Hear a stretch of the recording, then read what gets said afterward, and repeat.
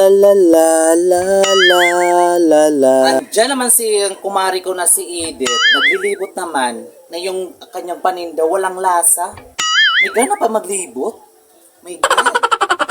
Bili na kayo ng saging, mga mare. Wakok sa kanya. Hindi na ako maglilibot kasi wala naman yung taste yung ano niya, yung mga paninda niya. My God.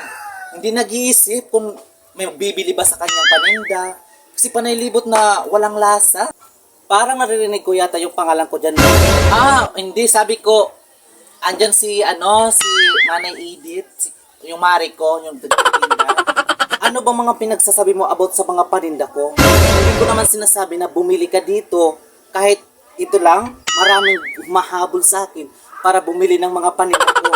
Wala. Sabi ko, yung mga paninda mo, ang sasarap, tapos palagi nauubos, no, mare? Bibigyan sana kita, kaso nagbago yung isip ko kasi yung mga sinasabi mo hindi maganda. Sige, mare, punta